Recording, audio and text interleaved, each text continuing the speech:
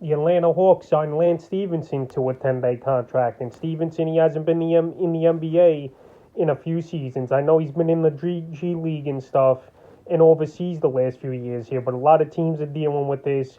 A lot of games have been postponed. And right now, it's survival of the fittest right now for the next few weeks here in the NBA until this thing slows down or until most of the players get it where they don't have to quarantine or whatever the deal is. So right here, we've been seeing guys sign over the last few days and get right thrown into game action. This is how short these teams are. So Lance Stephenson right now, we know he had big seasons years ago with the Indiana Pacers in his heyday, but obviously he hasn't been the same player like he was back then here with Stephenson. So right here, it's a 10-day deal.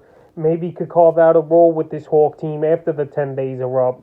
But like I mentioned, a lot of these teams getting the exception for now. But I might have to cut bait with these players after the 10 days are up. But Stephenson, we know he can hit the three ball. We know he's a pretty decent passer. I know his best years are behind him, like I mentioned. But he actually can fit this Hawk roster pretty decently, in my opinion, coming off the bench and doing some things here. So Lance Stephenson, as far as fantasy basketball goes, we got to take a wait and see approach and see how many minutes he plays and see if he's going to get good playing time for this Hawk team until some of their players come back, because we know Trae Young's out. We know Delino Gallinari's going to be out now. We know DeAndre Hunter's been out for a while and not coming back anytime soon with his injury. So right here, I think Lance Stephenson the next few games is going to get playing time, see what he has the Hawks are going to see.